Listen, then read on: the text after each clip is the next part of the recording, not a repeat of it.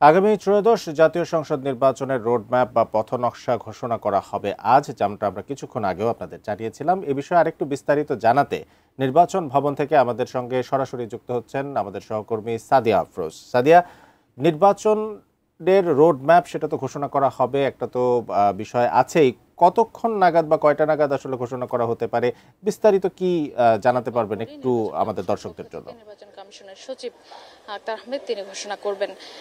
নির্বাচন কমিশনে মার্কিন রাষ্ট্রদূত আসবেন বেলা 2টায়, তিনি সিইসির সাথে সাক্ষাৎ করবেন। তার পরপরই যতটুকু জানা গেছে যে কমিশন সচিব ব্রিফ করার সময় তিনি জাতীয় নির্বাচনের এই রোডম্যাপটি ঘোষণা করবেন। এবং এখানে আপনাকে জানাই যে আগামী জাতীয় সংসদ নির্বাচনের যে রোডম্যাপ চূড়ান্ত করা হয়েছে এবং আজকে প্রকাশ করা হতে যাচ্ছে, সেখানে অনেকগুলো বিষয় আছে।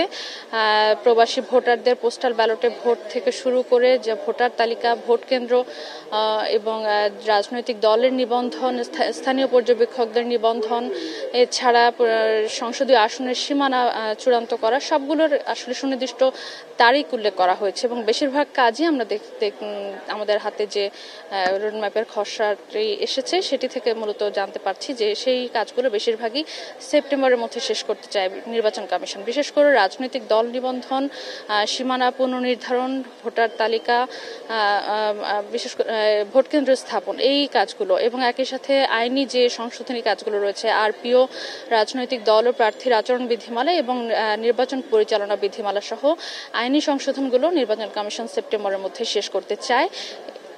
এবং এই সেপ্টেম্বরের শেষ সপ্তাহে গিয়ে নির্বাচন কমিশন অংশীজনদের সাথে সংলাপ শুরু করবে এবং সেই সংলাপ পুরো অক্টোবর জুড়ে চলবে।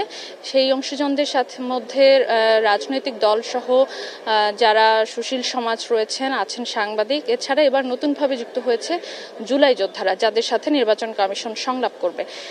আর আরেকটি যে নতুন বিষয় এবার আসছে রোডম্যাপে, সেটি হচ্ছে প্রবাসীদের জন্য, প্রবাসী ছাড়াও যারা নির্বাচনের সময় দায়িত্ব পালন করবেন, যারা দণ্ডপ্রাপ্ত আসামি, তাদেরও ভোটের ব্যবস্থা করতে যাচ্ছে নির্বাচন কমিশন। সেই জায়গা থেকে পোস্টাল ব্যালটে কিভাবে ভোট নেওয়া হবে, পোস্টাল ব্যালটে কবে নাগাদ পোস্টাল ব্যালট ছাপানো হবে, মুদ্রণ করা হবে এবং তারপর সেই পোস্টাল ব্যালট পাঠানো এবং ফেরত আসা, সবগুলো বিষয়ই নির্বাচন কমিশন তাদের রোডম্যাপে উল্লেখ করেছে।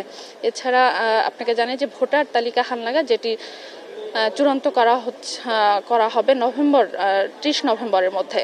এবং এই যে ভোটার তালিকা, আপনি জানেন যে এবার 3টি তালিকা প্রকাশ করছে নির্বাচন কমিশন এবং দ্বিতীয় তালিকার খসড়া এরই মাঝে প্রকাশ হয়েছে। 31 তারিখে সেটি চূড়ান্ত প্রকাশ করা হবে এবং সবশেষ যে তালিকাটি করা হবে সেটি অক্টোবরের দিকে কাজ শুরু হবে এবং নভেম্বরের 30 তারিখে সেটি প্রকাশ করা হবে এবং এটি কিন্তু আগামী জাতীয় সংসদ নির্বাচনের চূড়ান্ত ভোটার তালিকা। তো সব মিলিয়ে এই বিষয়গুলোই মূলত আনুষ্ঠানিকভাবে ঘোষণা করা হবে রোডম্যাপে।